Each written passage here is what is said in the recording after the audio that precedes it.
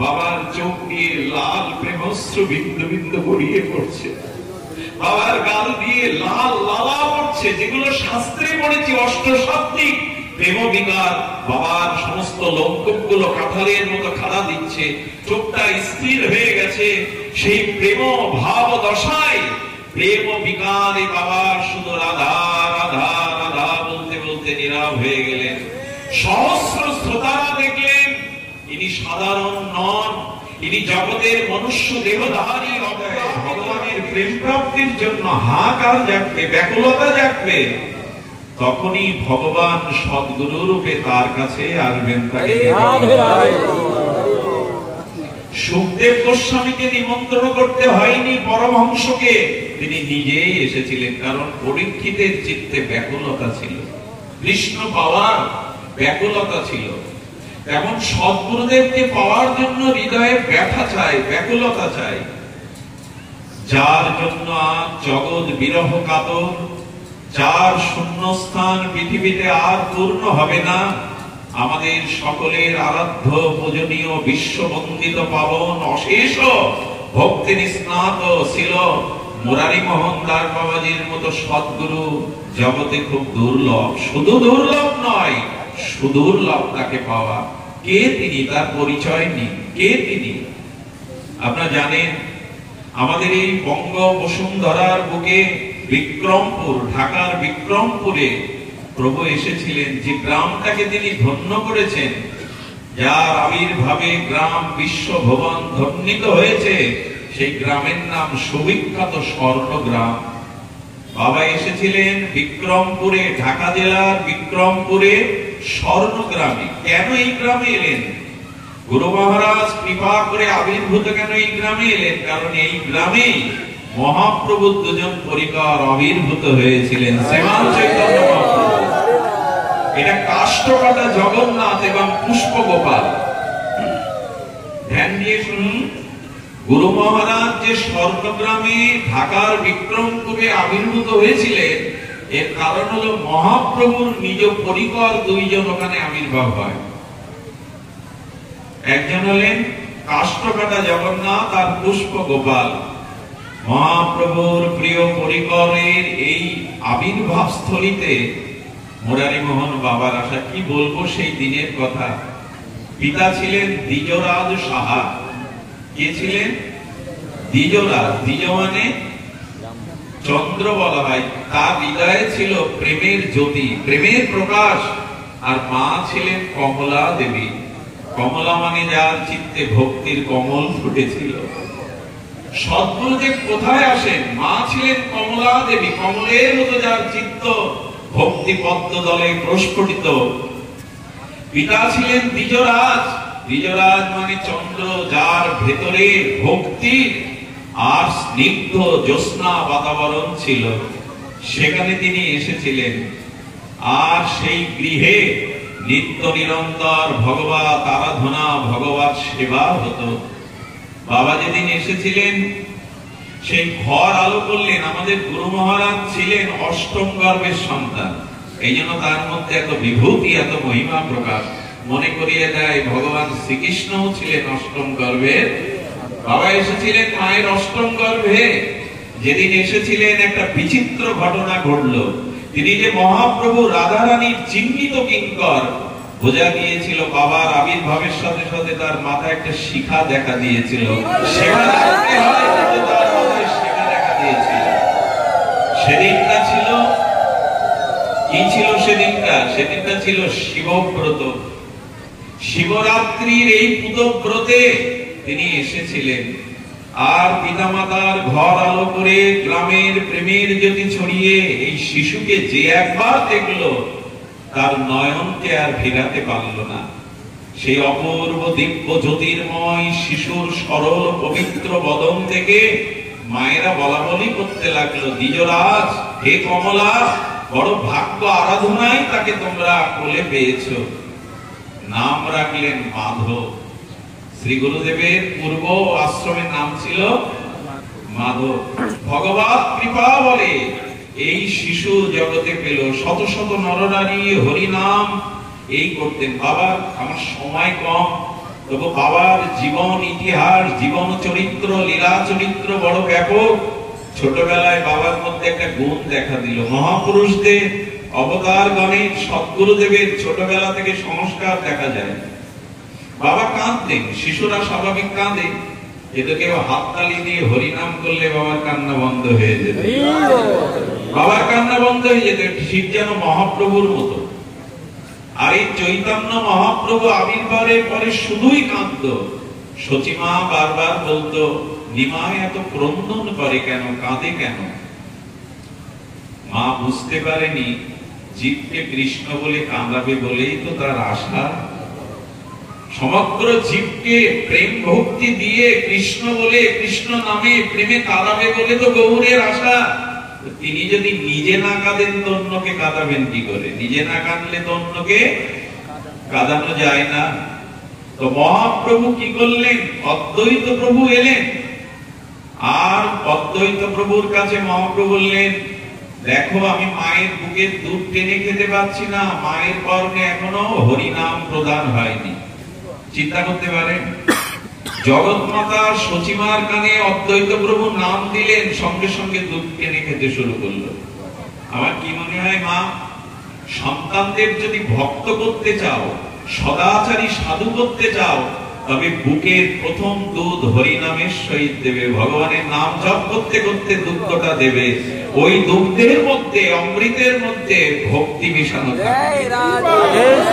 দুধটা হরিনাম করতে করতে দিতে হয় সন্তানের মুখে।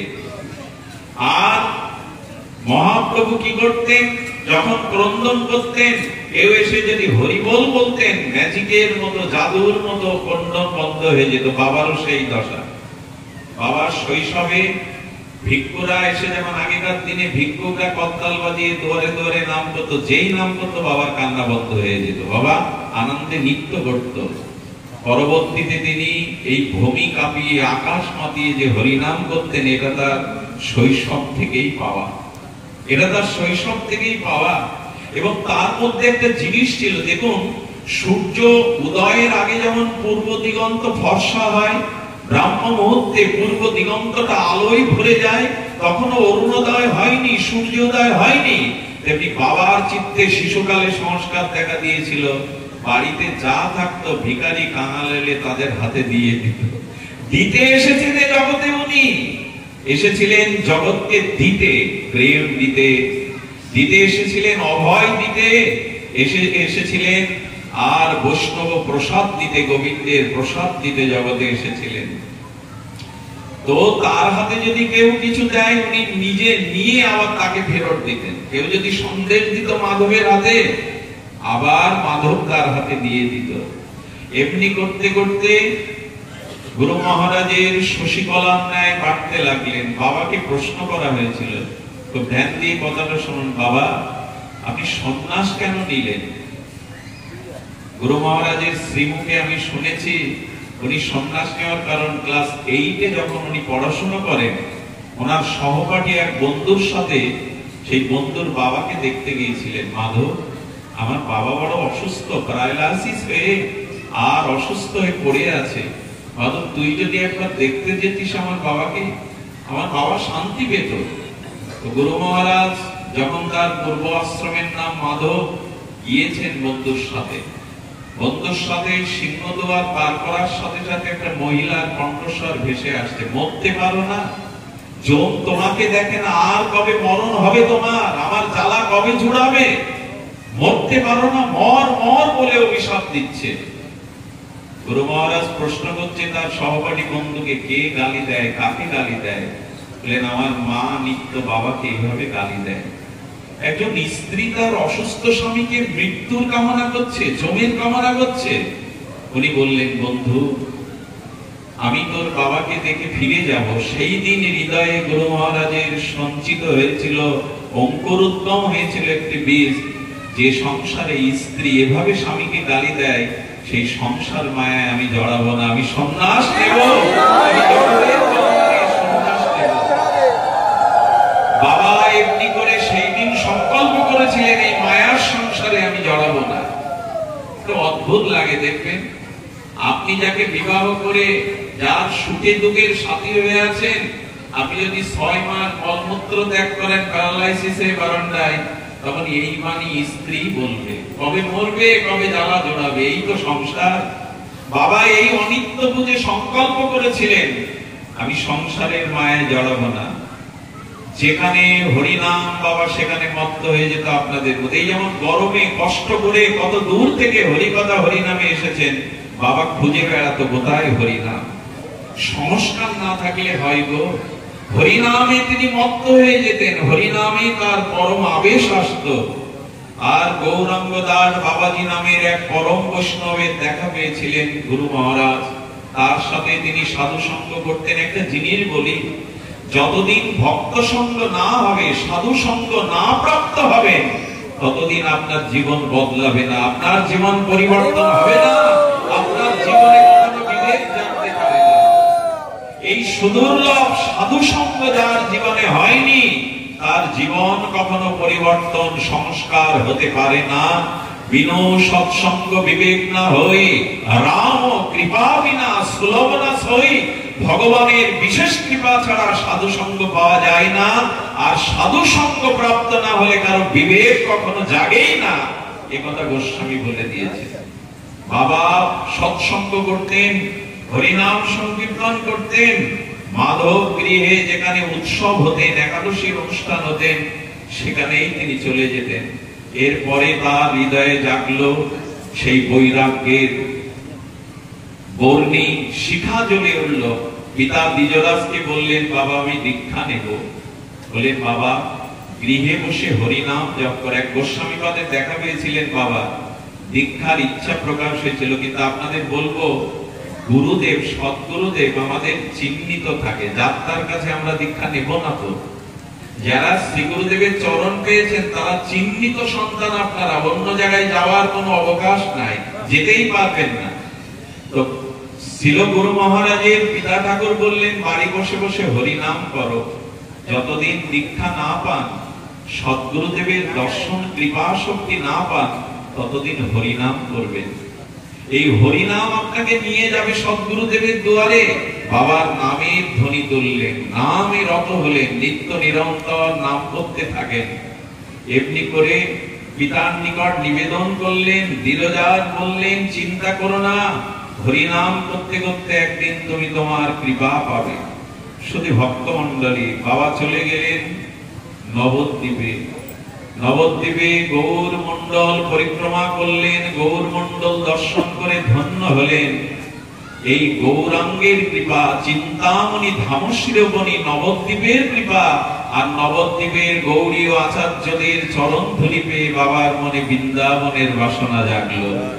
একটা নিবেদন করি, আগে কেউ বৃন্দাবনে যাবেন না, শ্রীরাম মধুর বৃন্দাবনে আগে কেউ যাবেন না, আগে নবদ্বীপ যেতে হবে, আগে মহাপ্রভু নিতাই চাঁদের বিশেষ কৃপা নিতে হবে, আগে চিন্তামণি ধাম শিরোমণি হরিনামের উচ্ছ্বসিত তরঙ্গে নবদ্বীপে ধুলি মাখতে হবে, তবে নবদ্বীপ চন্দ্র কৃপা করে আপনাকে বৃন্দাবনে পাঠাবেন। আগে বৃন্দাবনে গেলে কিছুই পাবেন না। তো গুরু মহারাজ চিন্তামণি ধাম শিরোমণি নবদ্বীপে ধুলি মাখলেন, গেলেন রাধা কুণ্ড তটে। মন দিয়ে শুনুন, আমি একটু চিত্র অঙ্কন করছি গুরু মহারাজের।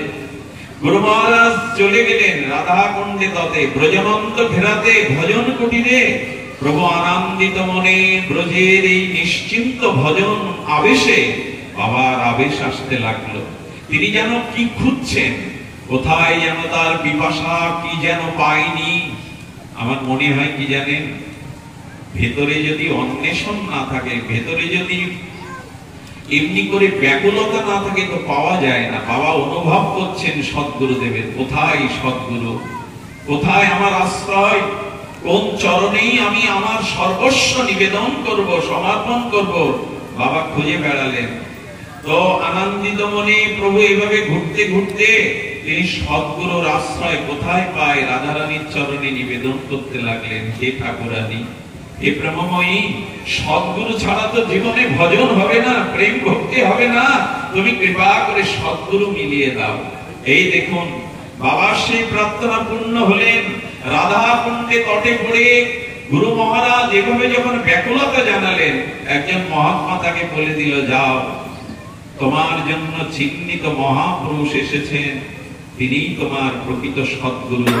তিনি আর কেহ নাই, জগত আচার্য রাধারানীর কৃপা ধন্য তিন করি প্রভুপাদ গোস্বামী। যাও সেখানে চলে যাও।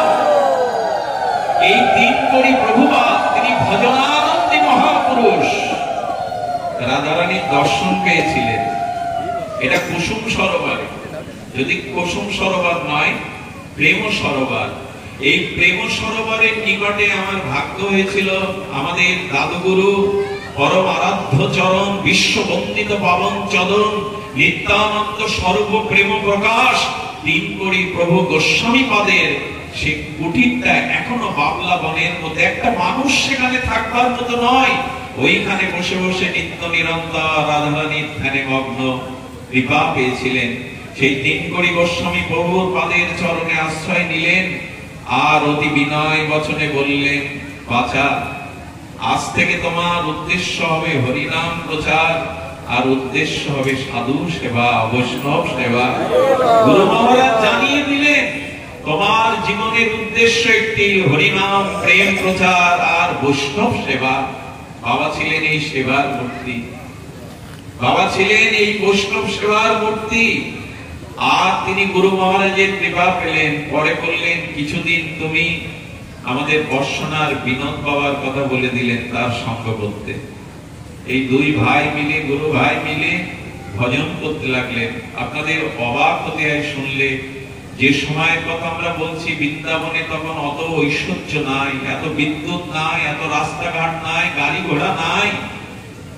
শুনলে অবাক হবেন, ব্রজের বৃন্দাবনের কিছু ঘাস, বৃন্দাবনের কিছু শাক তুলে বাবা সিদ্ধ করে পেতেন সেই সময়। আজ আমরা যে মুরারি মোহনে যাই, আজকে যে রাজবাড়িতে যাই, 56 ব্যঞ্জন এবং আমাদের যে প্রসাদ, এক সময় গুরু মহারাজ বৃন্দাবনের লতা পাতা শাক সিদ্ধ করে তাদের পেতে হয়েছে। কি কষ্টে তারা ভজন করেছে। এত সুখময় সময় বৃন্দাবনে ছিল না। এত ত্যাগ তিতিক্ষা বৈরাগ্য ভজন করেছেন কেন জানেন? ভজন করেছেন কৃপা লাভের জন্য। বাবার চিত্তে জেগে উঠল মঞ্জরি ভাব সাধনা, যেটা মহাপ্রভু দিতে এসেছিলেন। আর এই তিনকড়ি প্রভুর কৃপা লাভ করে সশিষ্য বিনোদের সাথে এই সঙ্গ করতে করতে গৌর পূর্ণিমার দিনে প্রভুর দীক্ষা হয়। কোন দিন হয়? শ্রী গৌর পূর্ণিমার দিনে প্রভুর হৃদয়ে এই দীক্ষা সঞ্চারিত হয়। আমার মতে বাবার চরণাশ্রিত যারা, তাদের এটি জানা দরকার, বাবার জীবন জানা দরকার। কবে তার দীক্ষা হলো, কবে কৃপা হলো? গৌর পূর্ণিমার দিনে তার শ্রীকর্ণে গোস্বামীপাদ মন্ত্র দিলেন আর তার নামকরণ। তখনই গুরু মহারাজ বললেন, আজ থেকে তোমার নাম হলো মুরারি, মুরারি মোহন দাস, আজ তোমার নাম হলো। এই নাম শ্রী গুরুদেবী দিয়ে দেয়, এই নাম শ্রী গুরুদেবী দিয়ে দেয়, অন্য কেউ না। এরপরে শুরু হলো তার বিগ্রহ সেবা। আমি আপনাদের একটা কথা বলি, ছিল মুরারি মোহনের কৃপা সাধারণ নয়। গুরু মহারাজ কৃপা সঞ্চয় করলেন, সাধন করলেন, ভজন করলেন। কি বলবো, স্বপ্নেতে মঞ্জরি ভাব সাধনা, এই কথাটি গোপন কথা, সবাইকে বলবার কথা নয়, তবু বলি। গুরু মহারাজ রাত্রে কাঁদতেন, হে প্রেমময়ী, হে রাধারানী, কবে তোমার চরণ দর্শন হবে, কবে তোমার চরণ সেবার সুযোগ হবে। এই কাঁদতে কাঁদতেই বাবা একটু তন্দ্রা গেছেন। করুণাময়ী প্রেমময়ী লাদিনী অধীশ্বরী রাধারানী এসেছেন। এসে বলছেন, হে ঠাকুরানী, তব চরণ কমলে আলতা পরাবার সাধ ছিল। বাবা স্বপ্নের মধ্যেই রাধারানীর চরণে আলতায় রঞ্জিত করে দিয়েছিলেন। ওনার সমস্ত অঙ্গ প্রকম্পিত হতে লাগলো, প্রেমে আবেশ আসতে লাগলো, নয়নে প্রেমাস্ত্র আসতে লাগলো। স্বপ্নেতে নয়, রাধারানী তার চরণের আলতা করে গেলেন। পরবর্তীতে মহারাজদের বললে, তিনি বললেন, মুরারি, ধন্য তোমার জীবন, ধন্য তোমার সাধনা, ধন্য তোমার এই জগতে আসা। তুমি করুণাময়ীকে, তুমি রাসেশ্বরীকে আলতা পরিয়েছ। বাবার জীবনে এই জন্য রাধারানী নিতাই ছিল তার সর্বস্ব ধন। রাধা নাম করতে করতে, নিতাই বলতে বলতে বাবার মধ্যে অষ্টসাত্ত্বিক বিকার আসতো। আর শুনবেন, এই জীবাধুমের কিঞ্চিত কৃপা করেছিলেন তিনি। আমাদের হরিঞ্চি রাধা মাধব সেবাশ্রমে আমি পাঠ করছি, বাবা কোন ফাঁকে এসে সামনেই বসে গেছে, মাটিতেই বসে গেছেন, আসন দিচ্ছেন না। হরিকথা শুনতে শুনতে মহাপ্রভুর সন্ন্যাস লীলাতে যখন গেছেন, বাবার চোখ দিয়ে লাল প্রেমশ্রু বিন্দু বিন্দু গড়িয়ে পড়ছে, বাবার গাল দিয়ে লাল লালা পড়ছে, যেগুলো শাস্ত্রে পড়েছি অষ্টসাত্ত্বিক প্রেম বিকার। বাবার সমস্ত লোমকূপগুলো কাঁঠালের মতো খাড়া দিচ্ছে, চোখটা স্থির হয়ে গেছে সেই প্রেম ভাব দশায়। প্রেম বিকারে বাবা শুধু রাধা রাধা রাধা বলতে বলতে নীরব হয়ে গেলেন। সহস্র শ্রোতারা দেখলেন ইনি সাধারণ নন, ইনি জগতের মনুষ্য দেহধারী অপ্রাকৃত জগতের সদ্গুরু। আমরা আঁচল পেতে সেদিন বাবার সেই প্রেমাশ্রু নিয়েছিলাম, সেই সুগন্ধে ভরা সেদিন তার এই প্রেম। মাঝে মাঝে বাবার এই প্রেম আবেশ আসতো, বিকার আসতো। এই লক্ষণ একমাত্র আমরা তার মধ্যেই দেখতাম। নাম নিতে নিতে, সংকীর্তন নিতে নিতে, রাধা রাধা বলতে বলতে তার নয়নে আসতো অশ্রু, বিগলিত লালা পড়তো, চোখটা ঊর্ধ্বমুখী হয়ে অষ্টসাত্ত্বিক প্রেম বিকারে তিনি স্তম্ভিত হয়ে যেতেন। এমনি করে জগৎকে তিনি কাঁদিয়েছেন। হরি কথায় এত ভালোবাসতেন, বাবা দীক্ষা দিচ্ছেন, দীক্ষা দিতে দিতে আমরা হরি কথা বলছি আশা শুনিতে, বাবা কোন ফাঁকে অন্য দরজা দিয়ে আর হরি কথা শুনতে বসে গেছেন। খুব মনে পড়ে জানেন, তার মতো বিশ্ববন্দিত পাবন পদরেণু হরি কথা শুনলেই মাতাল হয়ে যেতেন, উত্তাল তরঙ্গে গিয়ে বসতেন সবার মাঝে। এত তার হরি কথাতে রুচি ছিল, এত তার হরি কথাতে প্রেম ছিল। বাবা বলতেন, সাধুকে হরি কথা না শুনলে প্রেম ভক্তি হবে না, উপাসনা হবে না। এই জন্য নিত্য তিনি ভাগবত সেবা, ভাগবত আরাধনায় হরি কথা শুনে মাতোয়ারা হতেন। গুরু মহারাজ চোখে রাধা কথা শুনতে শুনতে, ব্রজ কথা শুনতে শুনতে এমন দিন নাই নিতাই বলতে বলতে তার চোখে অশ্রু আসেনি। ভাবতে পারেন, বাবা যখন নর্তন কীর্তন করতেন, এই পৃথিবীতে বড় বিস্ময়কর, 3 ঘন্টা এককালীন বাবা নৃত্য করেছেন ওই তনুতে। 3 ঘন্টা পৃথিবীকে কাঁপিয়ে, ধরিত্রীকে কাঁপিয়ে, আকাশ বাতাস মুখরিত করতেন নিতাই নিতাই বলে। অনেকেই বলে কি গুরুদেব চলে যায়নি, গুরুদেব আছে, কিন্তু মন তো মানে না। বলে যে গুরুদেব অপ্রকাশ হয়েছেন, গুরুদেব আছে, গুরুদেব কোথাও যায়নি, কিন্তু মন কি মানে? আর তোমার সেই নৃত্য কোনদিন দেখতে পাবো না, আর কোনদিন তোমার নয়নে প্রেমশ্রু নিতাই নিতাই বলে কাঁদতে দেখবো না। আর তোমার চরণে পড়ে তোমার অভয় হস্তটি আর মাথায় পাবো না। আর বৃন্দাবনে গেলে তোমার মুরলী মোহন মূরতি আর দেখতে পাবো না। মন কি মানে? যারা বলে গুরুদেব আছে, গুরুদেব কোথাও যায়নি, মন কি মানে? তার বৈষ্ণব সেবা ছিল কি ছিল জানি না, জানেন তার করুণা। 2 মাইল হাঁটু সমান জল ভেঙে তিনি গরিব শিষ্যের বাড়ি গিয়ে তাকে কৃপা করেছেন। ভাবা যায়, বিশ্ব যার চরণ বন্দনা করে, লাখ নয় কোটিপতিরাও যার দুয়ারে 2 টাকা বাবাকে দেওয়ার জন্য ব্যাগেজ দিয়ে দাঁড়িয়ে থাকে, তিনি 2 কিলোমিটার জল ভেঙে ভক্তের বাড়িতে গিয়ে কৃপা করেছেন। শুনলে অবাক হবেন যে দরিদ্র কামাল ভক্তের বাড়িতে, বিদুরের বাড়িতে গিয়ে যেমন গোবিন্দ খুদ খেয়েছিলেন, গুরু মহারাজ বাঁচতেন না, কে ধনী কে দরিদ্র। এই আশা শুনিতে এক ভক্তের বাড়িতে মাটির বারান্দাতে মশারি নাই, ভালো কোনো তাদের বিছানা নাই, বাবা বারান্দাতেই সারা রাত হরিনাম করে কাটিয়েছে। এমন আচার্য জগতে কম আসে। যারা তার চরণ পেয়েছেন তারা ধন্য, তারা ধন্য যারা তার চরণ পেয়েছেন। একটা কথা বলি, আজকে যদি মাথা পাষাণে ভাঙেন, তবে এমন সদ্গুরুদেব আর পাওয়া যাবে না, এমন শ্রী গুরু কৃপা আর জগতে হবে না। গুরু মহারাজ তার জীবনে ব্রত ছিল, তিনি যেখানে দাঁড়াতেন, কি বলবো, লক্ষ্মী অন্নপূর্ণা 2 হাত ভরে দিতেন। কোন জোগাড় নেই, অথচ সেখানে গিয়ে হাজার হাজার বৈষ্ণবকে তিনি সেবা দিয়েছেন। আমি জানি না কি অলৌকিক শক্তি ছিল তার, যেখানে দাঁড়াতেন অন্নপূর্ণা দুহাত ধরে দিতেন। অর্থের অভাব মুরারি মোহনে হয়নি। একটা অবাক হতে হয়, যারা এই দেশ থেকে বৃন্দাবনে যান, যারা এই দেশ থেকে রাধাকুণ্ডে যান, অনেক জায়গায় তারা আশ্রয় পান না। অনেক জায়গায় এক মুঠো খাবার, দুপুর বেলা গেছেন, অসময়ে গেছেন, কোথায় প্রসাদ পাবেন চিন্তা নেই। মুরারি মোহন দাস বাবাজি বলেছিলেন, আমার আশ্রম থেকে কোন অভুক্ত জীব যেন ফিরে না যায়, আমার আশ্রম থেকে কেউ যেন কখনো ফিরে না যায়। আজকে যারা রাজবাড়িতে যান, মুরারি মোহনে যান, বৃন্দাবনে যত সময় যান, এক মুঠো প্রসাদ আপনারা পাবেন, কেউ কোনোদিন বঞ্চিত হয়নি। আমাদের ছিল বৈষ্ণবপদ বাবা মহারাজ, এই রাধাকুণ্ডের পণ্ডিত প্রভাত, তিনি বলেছিলেন মুরারি বাবা যেভাবে বৈষ্ণব সেবা অবারিত দ্বার রেখে গেছেন, এটা সব মহাপুরুষের দ্বারা সম্ভব না। আজও একটি করে বিতরণ করে চলেছে সেই ধারা। বাবা শুধু আর কি করেছেন জানেন? শুনলে অবাক হবেন। বাবার হাত দ্বারা প্রায় 108টি মন্দির সংস্কার হয়েছে। ভাবতে পারেন, একটা সংসারের আমরা জোগাড় করতে পারি না, একটা সংসারে ছাদ দিতে পারি না, আর এই মহামানব 108টার অধিক মন্দির সংস্কার করেছেন, যেখানে পূজা হতো না, আরাধনা হতো না, ভোগ আরতি হতো না।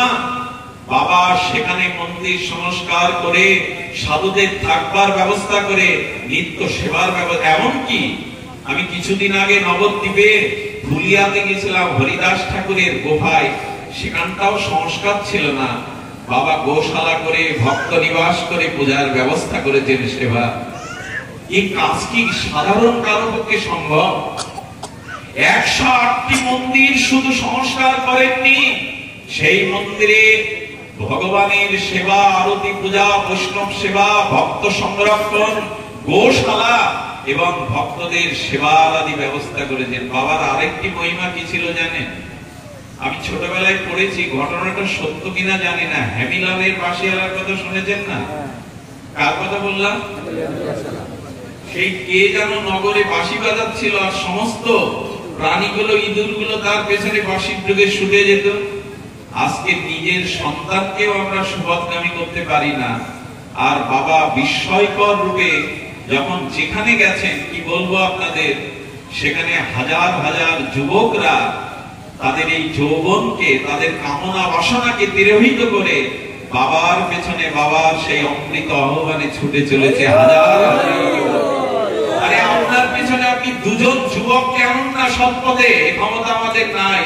হাজার হাজার যুবককে উনি প্রাণ দিয়েছেন, হাজার হাজার যুবককে উনি ভজনের পথ দেখিয়েছেন।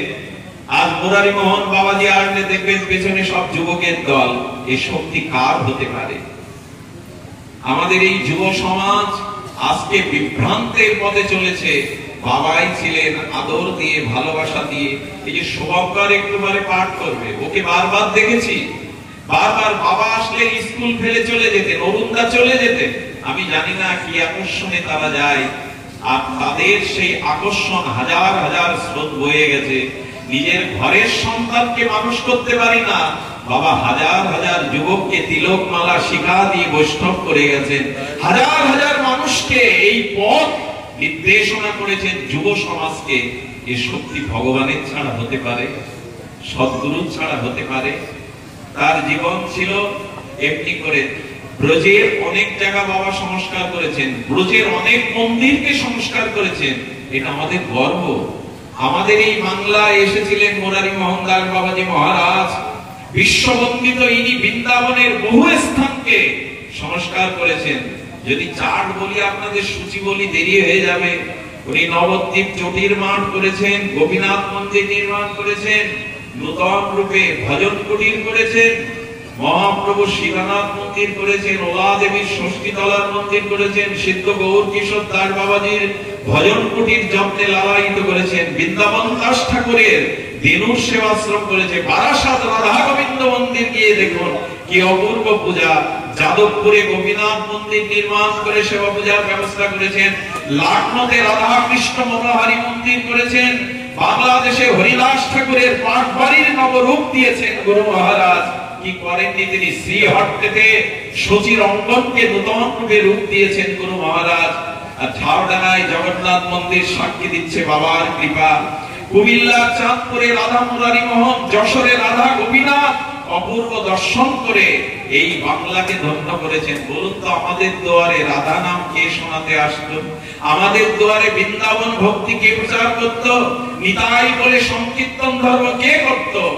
গুরু মহারাজ যদি বাংলায় না আসতেন, আমাদের মাঝে না আসতেন, আমরা ব্রজপ্রেম এত সহজে পেতাম না। এই রাধা কুণ্ডের তিলক, এই নিতাই বলে কাঁদা, এই হরিনাম সংকীর্তন, এটা গুরু মহারাজের দান।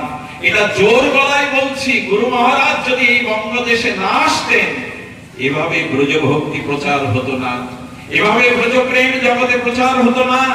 তাই তিনি এসেছিলেন জগৎকে দিতে। সদ্গুরুর মহিমা কি বলবো?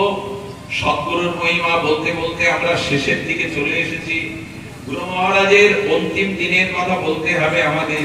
তবে শুনুন সেই দিনের কথা। এ কথা বলতে গিয়েই কণ্ঠ রুদ্ধ হয়, এ কথা যেন হৃদয় থেকে আসে না। দিনটি কবে ছিল জানেন?